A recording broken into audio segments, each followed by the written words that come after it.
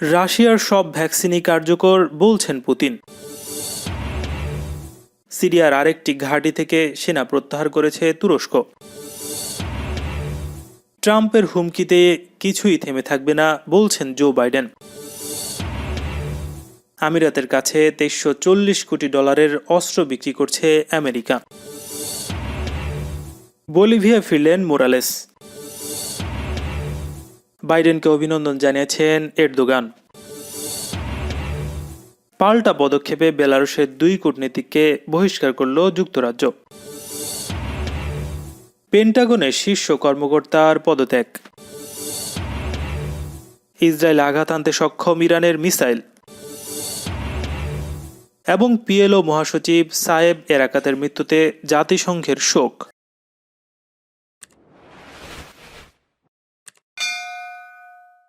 রাশিয়ার president Vladimir Putin দাবি করেছেন সে দেশে তৈরি সবগুলো টিকাই কার্যকর। মঙ্গলবার সাংহাই কোঅপারেশন অর্গানাইজেশন সম্মেলনে ভিডিও কনফারেন্সে যোগ দিয়ে তিনি এ দাবি করেছেন। ব্রিটিশ বার্তা সংস্থা রয়টার্স এ তথ্য জানিয়েছে। রয়টার্সের প্রতিবেদনে বলা হয়েছে, গত সোমবার যুক্তরাষ্ট্রভিত্তিক ঔষধ কোম্পানি ফাইজার ও জার্মান কোম্পানি বায়োএনটেক তাদের টিকা 90% বেশি কার্যকর বলে ঘোষণা দেয়। এরই ধারাবাহিকতায় এবার রাশিয়াও তাদের টিকা নিরাপদ বলে দাবি করল।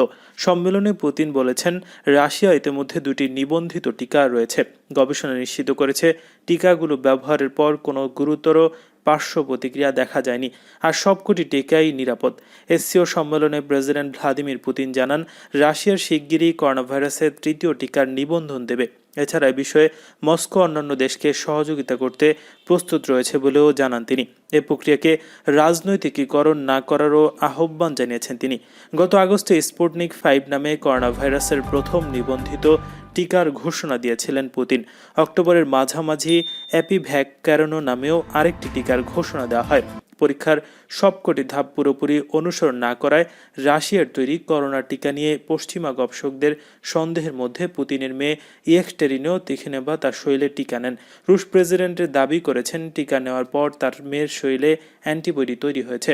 বিভিন্ন দেশ থেকে তাদের টিকা পাওয়ার কথাও জানিয়েছেন বিশ্বের অন্যতম ক্ষমতাধর এই প্রেসিডেন্ট। সিরিয়ার উত্তর পূর্বাঞ্চলীয় আরেকটি সামরিক ঘাঁটি থেকে সেনা প্রত্যাহার করেছে তুরস্ক। এতদিন তুরস্ক যে সমস্ত উগ্রপন্থী সন্ত্রাসীদেরকে সিরিয়ায় সমর্থন দিয়ে আসছিল তাদের জন্য এটি নতুন বিপর্যয়ের কারণ হবে। গত মঙ্গলবার বার্তা সংস্থা এপি জানিয়েছে, উত্তরাঞ্চলীয় হামা প্রদেশের শের মুগের এলাকার একটি পর্যবেক্ষণ পোস্ট থেকে তুর্কি সেনাদের প্রত্যাহার সম্পন্ন হয়েছে। তুর্কি সেনা প্রত্যাহারের আগেই সিরিয়ার সেনারা ওই এলাকা ঘেরাও করে ফেলে। নাম প্রকাশে অনিচ্ছুক একজন সরকারি কর্মকর্তা দাবি করেছেন যে এটি প্রত্যাহার নয়, বরং প্রয়োজন অনুসারে সেনাদেরকে অন্য কোথাও মোতায়েন করা হচ্ছে।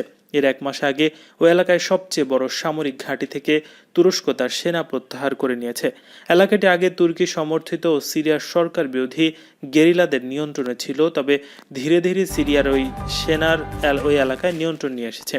সিরিয়ার সরকার বিরোধী গণমাধ্যমগুলোর বরাত দিয়ে বার্তা সংস্থা এপি জানিয়েছে, আলেপ্পোর মফস্বল এলাকার আরেকটি ঘাঁটি থেকেও তুরস্ক সেনা সরিয়ে নিতে শুরু করেছে। 2011 সালে সিরিয়ায় বর্তমান সংকট শুরুর পর থেকে বাশার আসাদ সরকারকে ক্ষমতাচ্যুত করার জন্য উগ্রপন্থী বহু সংখ্যক সন্ত্রাসী গোষ্ঠীকে সমর্থন দিয়ে আসছে তুর্কি। যুক্তরাষ্ট্রের 46তম প্রেসিডেন্ট নির্বাচনের ফল এখনও পর্যন্ত মেনে নেননি বর্তমান প্রেসিডেন্ট ডোনাল্ড ট্রাম্প। তিনি বলেছেন, আইনি পথেই এর ফয়সালা হবে। তবে মঙ্গলবার সাংবাদিকদের সঙ্গে আলাপকালে নির্বাচিত প্রেসিডেন্ট জো বাইডেন বলেছেন, ট্রাম্পের আইনি ব্যবস্থার হুমকিতে কিছুই থেমে থাকবে না। এক প্রতিবেদনে রয়টার্স এ তথ্য জানিয়েছে। ক্ষমতায় টিকে থাকতে বিভিন্ন রাজ্যে ট্রাম্প শিবিরের মামলার প্রেক্ষিতে বাইডেন বলেন, কোনো কিছুই ক্ষমতা হস্তান্তরকে থামিয়ে রাখতে পারবে না।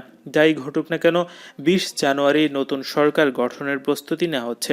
বিভিন্ন মন্ত্রণালয় কাদের দায়িত্বে দেওয়া হবে সে ব্যাপারে এরই মধ্যে পর্যালোচনা শুরু হয়েছে। এমন পরিস্থিতিতে ট্রাম্পের নির্বাচনের ফল মেনে নেওয়া বিব্রতকর। এদিকে রয়টার্স বা স্পোর্টস পরিচালিত এক জনমত জরিপে দেখা গেছে, ট্রাম্প নির্বাচনে জালিয়াতির অভিযোগ তুললেও যুক্তরাষ্ট্রের বেশিরভাগ মানুষ এটি বিশ্বাস করেন না। জরিপে অংশগ্রহণকারীদের প্রায় ৮০ ভাগই বাইডেনকে পরবর্তী প্রেসিডেন্ট হিসেবে মেনে নিয়েছেন। এই ৮০ ভাগের মধ্যে অর্ধেকেরও বেশি ট্রাম্পের দল রিপাবলিকান পার্টির সমর্থক। ২০ জানুয়ারি সম্ভাব্য শপথ গ্রহণের পর নিজ প্রশাসনের অগ্রাধিকার তালিকা নিয়ে এই মুহূর্তে ব্যস্ত সময় পার করছেন জো বাইডেন। অন্যদিকে বাইডেনের এই ঘোষিত বিজয়কে উল্টে দিতে বড় ধরনের কোনো প্রমাণ ছাড়াই নির্বাচনে জালিয়াতির অভিযোগ তুলেছেন ডোনাল্ড ট্রাম্প। ভোট গ্রহণ ও ভোট গণনায় অনিয়মের অভিযোগ এনে এরই মধ্যে ট্রাম্প শিবিরের পক্ষ থেকে ডজন খানেক মামলা করা হয়েছে। বাইডেন সবার আগে করোনা ভাইরাস মহামারী মোকাবেলার উপর জোর দিচ্ছেন। এই ভাইরাসে যুক্তরাষ্ট্রে এরই মধ্যে 2,45,000-এর বেশি মানুষের মৃত্যু হয়েছে। বাইডেন বলছেন, এবছর ২৬ নভেম্বর থ্যাঙ্কস গিভিং ডের ছুটির আগেই তিনি গোটা দুয়েক গুরুত্বপূর্ণ পদে মনোনয়ন দেবেন। এদিকে ক্ষমতা হস্তান্তরের ব্যাপারে বাইডেনের প্রতিনিধিদের সঙ্গে কোনো সহযোগিতা করছেন না ট্রাম্প প্রশাসন। এখন পর্যন্ত বাইডেনের বিজয় মেনে নিতে অস্বীকৃতি জানিয়েছেন হোয়াইট হাউস। আমেরিকার বিদায়ী ট্রাম্প প্রশাসন সংযুক্ত আরব আমিরাতের কাছে $২৩40 কোটি অস্ত্র বিক্রির অনুমোদন দিয়েছে। এরই মধ্যে কয়েক ডজন F-35 জঙ্গি বিমান এবং কমব্যাট ড্রোন রয়েছে। সংযুক্ত আরব আমিরাতের কাছে এই বিপুল অর্থের অস্ত্র বিক্রির জন্য কংগ্রেসকে আনুষ্ঠানিকভাবে এরই মধ্যে নোটিশ দিয়েছে ট্রাম্প প্রশাসন। মার্কিন পররাষ্ট্রমন্ত্রী মাইক পম্পেও মঙ্গলবার অস্ত্র বিক্রির ঘোষণা দেন। মার্কিন কংগ্রেস সবসময় মধ্যপ্রাচ্যে ইসরায়েলের সামরিক আধিপত্য বজায় রাখার নীতি অনুসরণ করে আসছে। সেক্ষেত্রে ট্রাম্প প্রশাসনের এই অস্ত্র বিক্রির পরিকল্পনা কংগ্রেস অনুমোদন দেবে কিনা তা দেখার বিষয়। সম্প্রতি ইসরায়েল ও সংযুক্ত আরব আমিরাতের দ্বিপক্ষীয় সম্পর্ক স্বাভাবিকরণের চুক্তি করেছে। এরপরই আমেরিকা সংযুক্ত আরব আমিরাতের কাছে বিপুল পরিমাণ অস্ত্র বিক্রির পরিকল্পনা হাতে নিয়ে এগিয়ে যাচ্ছে। সংযুক্ত আরব আমিরাতের দীর্ঘদিন ধরে F-35 জঙ্গি বিমান বিক্রির জন্য আমেরিকার কাছে অনুরোধ জানিয়ে আসছে। মাইক পম্পেও মঙ্গলবার বলেছেন, ইসলামী প্রজাতন্ত্র ইরানের পক্ষ থেকে সৃষ্ট হুমকি মোকাবেলা এবং নিজেকে রক্ষার জন্য সংযুক্ত আরব আমিরাতের উন্নত অস্ত্র ও সামরিক সরঞ্জামাদি প্রয়োজন রয়েছে। সে প্রয়োজন মেটানোর জন্যই ওয়াশিংটন অস্ত্র বিক্রির পরিকল্পনা হাতে নিয়েছে। সংযুক্ত আরব আমিরাতের কাছে এসব অস্ত্র বিক্রি করলে ইরানের পক্ষ থেকে সব ধরনের হুমকি এবং চ্যালেঞ্জ মোকাবেলা করা সম্ভব হবে বলে মন্তব্য করেছেন মাইক পম্পেও। মার্কিন যুক্তরাষ্ট্রের 46তম প্রেসিডেন্ট হিসেবে শপথ নিয়ে যাওয়া জো বাইডেনকে অভিনন্দন জানিয়েছেন তুর্কি প্রেসিডেন্ট রিসেপ তাইয়েপ এরদোগান। তুরস্ক ও যুক্তরাষ্ট্রের সম্পর্ক আরও জোরদার হবে বলেও আশাবাদ ব্যক্ত করেন এরদোগান। তুরস্কের যোগাযোগ অধিদপ্তরের বরাত দিয়ে খবর জেনেছে দেশটির রাষ্ট্রীয় সংবাদ মাধ্যম আনাদুলু। এরদোগান বলেন, আমি আপনাকেও আপনার নির্বাচনের সফলতাকে অভিনন্দন জানাই এবং আমেরিকার জনগণের শান্তি ও সমৃদ্ধির জন্য আমার আন্তরিক শুভেচ্ছা প্রকাশ করছি।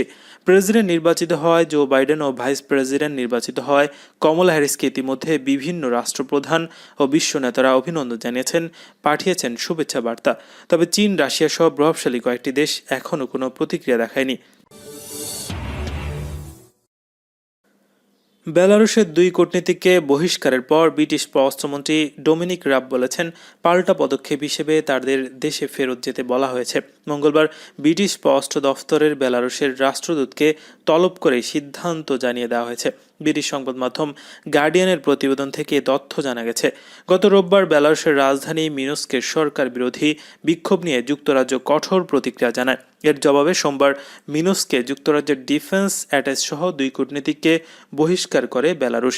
এর পাল্টা পদক্ষেপ হিসেবে বেলারুশের 2 কূটনীতিককে বহিষ্কার করা হয়। ব্রিটিশ পররাষ্ট্রমন্ত্রী ডোমিনিক রাব বলেন, বৈধ কর্তব্য পালনের পরও 2 ব্রিটিশ কূটনীতিককে দেশে ফেরত দেয় কূটনৈতিক শিষ্টাচার মেনে বেলারুশ দূতাবাসের 2 কর্মকর্তাকে দেশে ফেরত যেতে বলা হয়েছে। গত আগস্টের বিতর্কিত নির্বাচনের জেরে প্রেসিডেন্ট আলেকজান্ডার লুকাশেঙ্কো সহ বেলারুশের বেশ কয়েকজন শীর্ষ কর্মকর্তার উপর ইতিমধ্যে নিষেধাজ্ঞা আরোপ করেছে যুক্তরাজ্য। ভোট জালিয়াতির অভিযোগে এনে বেলারুশের বিরোধীরা পুনর্নির্বাচনের দাবিতে বিক্ষোভ অব্যাহত রেখেছে। বিক্ষোভকারীদের ওপর অতিরিক্ত বল প্রয়োগ করা হচ্ছে বলে মনে করে যুক্তরাজ্য। মার্কিন প্রতিরক্ষা সদর দফতর পেন্টাগনের নীতি বিষয়ক শীর্ষ কর্মকর্তা জেমস অ্যান্ডারসন পদত্যাগ করেছেন। দেশটির প্রতিরক্ষা দফতরের শীর্ষ 2 কর্মকর্তাকে উদ্ধৃত করে সম্প্রচার মাধ্যম CNN-এর ওয়েবসাইটে বলা হয়েছে, মঙ্গলবার পদত্যাগ করেন অ্যান্ডারসন। CNN বলছে, অ্যান্ডারসন নিজ থেকে পদত্যাগ করেছেন নাকি তাকে পদত্যাগ করতে বলা হয়েছিল তা তাৎক্ষণিকভাবে পরিষ্কার নয়। প্রতিরক্ষা মন্ত্রীর পদ থেকে মার্ক এসপারকে প্রেসিডেন্ট ডোনাল্ড ট্রাম্প বরখাস্ত করার পরদিনই অ্যান্ডারসন পদত্যাগ করলেন। একই দিনে দেশটির বিচার বিভাগের নির্বাচন সংক্রান্ত অপরাধ বিষয়ক শীর্ষ আইনজীবী রিচার্ড পিলগারও পদত্যাগ করেছেন। অ্যাটর্নি জেনারেল উইলিয়াম বার প্রেসিডেন্ট নির্বাচনে কথিত ভোট জালিয়াতির তদন্তের আদেশ দিলে প্রতিবাদে পিলগার পদত্যাগ করেন। প্রতিরক্ষা দফতরের পলিসি বিভাগের ভারপ্রাপ্ত আন্ডার সেক্রেটারি হিসেবে দায়িত্ব পালন করে আসছিলেন অ্যান্ডারসন। তিনি জন ডডের স্থলে ওই দায়িত্ব ছিলেন। জন ডডকে গত ফেব্রুয়ারি মাসে বরখাস্ত করে ট্রাম্প। বিভিন্ন বিষয়ে ট্রাম্পের সঙ্গে বিস্তর মতপার্থক্যের জেরে তিনি বরখাস্ত হন। 2018 সাল থেকে পেন্টাগনে ছিলেন অ্যান্ডারসন। তিনি শুরু করেছিলেন স্ট্র্যাটেজি বিভাগের অ্যাসিস্ট্যান্ট সেক্রেটারি হিসেবে, পরে পলিসি বিভাগের ডেপুটি আন্ডার সেক্রেটারি হন। রড বরখাস্ত হলে সেই দায়িত্ব এসে পড়ে অ্যান্ডারসনের ওপর। সম্প্রতি ইরান জানিয়েছিল তারা আবারও ভূগর্ভস্থ পারমাণবিক কেন্দ্রের কাজ শুরু করেছে। এবার প্রথমবারের মতো ভূগর্ভস্থ মিসাইল টানেলের ছবি ও ভিডিও প্রকাশ্যে আনল দেশটি। এই মিসাইলগুলো নির্দিষ্টভাবে ইসরায়েলে হামলা করতে সক্ষম বলে দাবি করা হয়েছে। ইসরায়েল ও যুক্তরাষ্ট্রের দৃষ্টি আড়াল করতে এই মিসাইলগুলো মাটির নিচে স্থাপন করেছে দেশটি। Forbes.com-এর এক রিপোর্টে বলা হয়েছে, ইউটিউবের একটি ভিডিওতে ইরানের ভূগর্ভস্থ এই মিসাইল দেখানো হয়েছে। এতে দাবি করা হয়েছে এটি ব্যালিস্টিক মিসাইল চালাতেও সক্ষম। ফোর্বস ম্যাগাজিন বলছে, দীর্ঘদিন ধরে ভূগর্ভস্থ ক্ষেপণাস্ত্র সুবিধা ব্যবহার করছে ইরান।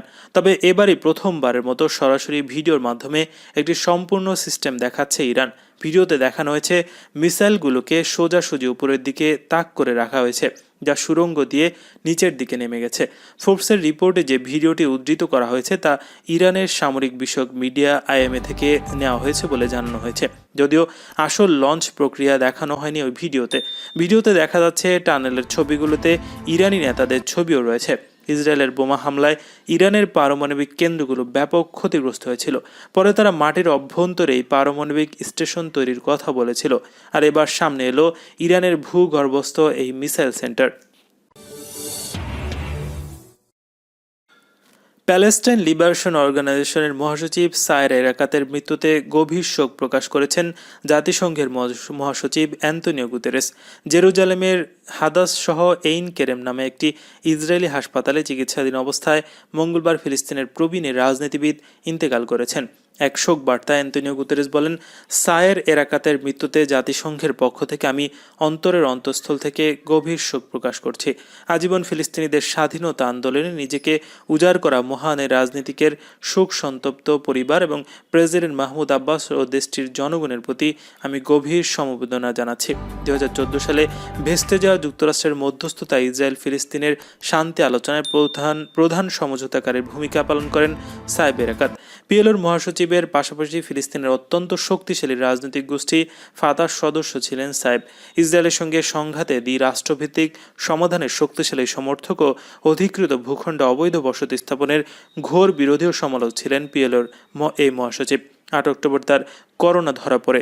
এরপর থেকে তার অবস্থা খারাপ হতে থাকে। পরে তাকে গত 18 অক্টোবর হাসপাতালে ভর্তি করা হয়। তার মৃত্যুতে ফিলিস্তিনে 3 দিনের শোক ঘোষণা করা হয়েছে। ফিলিস্তিনের প্রেসিডেন্ট আব্বাস বলেন, আমাদের প্রিয় ভাই ও বন্ধু মহান যোদ্ধা ডক্টর সায়ের এরাকাতের মৃত্যু ফিলিস্তিন এবং আমাদের জনগণের জন্য বড় ক্ষতি। 1 বছরের নির্বাসন কাটিয়ে নিজ দেশে ফিরতে সক্ষম হলেন বলিভিয়ার ক্ষমতাচ্যুত প্রেসিডেন্ট ইভো মোরালেস। সোমবার আর্জেন্টিনা সীমান্ত দিয়ে দেশে প্রবেশ করেন তিনি। কাতার ভিত্তিক সংবাদ মাধ্যম আল জাজিরা বলছে, দেশে ফিরে বিশাল সংবর্ধনা পান মোরালেস। বলিভিয়ার বামপন্থী নেতা ইভো মোরালেস প্রায় 14 বছর ক্ষমতায় ছিলেন। তবে প্রতারণাপূর্ণ নির্বাচনের অভিযোগের পরিপ্রেক্ষিতে গত বছরের 11 নভেম্বর দেশ থেকে পালিয়ে যান এই নেতা। তার বিরুদ্ধে ওঠা যাবতীয় অভিযোগকে তিনি শুরু থেকে প্রত্যাখ্যান করে আসছিলেন। পালিয়ে যাওয়ার আগে 2019 সালের অক্টোবর মাসে অনুষ্ঠেয় নির্বাচনের মাধ্যমে নিজেকে বিজয়ী ঘোষণা করেছিলেন তিনি। তারপর দেশের ভেতর ও বাহির থেকে ওঠা চাপ সামলে ক্ষমতা ধরে রাখা সম্ভব হয়নি। এদিকে অক্টোবরে শান্তিপূর্ণ নির্বাচনে জিতে MAS দল। আর্ক ছিলেন মোরালেস সরকারের অর্থমন্ত্রী। নির্বাসিত হয় নির্বাচনে অংশ নিতে পারেননি মোরালেস, ফলে আর্ককে সমর্থন দেন তিনি। রোববার মোরালেসের দল মুভমেন্ট টুয়ার্ড সোশ্যালিজম পার্টি বলিভিয়ার ক্ষমতা গ্রহণ করে। প্রেসিডেন্ট হিসেবে শপথ নেন মোরালেসের ঘনিষ্ঠ লুইস আর্ক। দেশটির ইতিহাসে প্রথম আদিবাসী রাষ্ট্রনেতা মোরালেস পালিয়ে যাওয়ার পর মেক্সিকোয় কিছুদিন কাটানোর পর গত ডিসেম্বর থেকে আর্জেন্টিনার রাজধানী বুয়েন্স আইরেসে কাটাচ্ছিলেন। সেই সময় তিনি আবারও ফিরে আসার ঘোষণা দিয়েছিলেন। সেই মোতাবেক দেশে ফিরে সমর্থকদের সামনে তিনি বলেন, বলিভিয়ায় আমি ফিরবো, এ নিয়ে কোনো সন্দেহ ছিল না, তবে কল্পনা করেনি এত তাড়াতাড়ি ফিরতে পারবো। এটি ঐতিহাসিক এবং অভূতপূর্ব ঘটনা। তিনি বলেন, আজকের দিনটি আমার জীবনে অন্যতম গুরুত্বপূর্ণ ঘটনা। দেশে ফিরতে পেরে আমি অত্যন্ত আনন্দিত।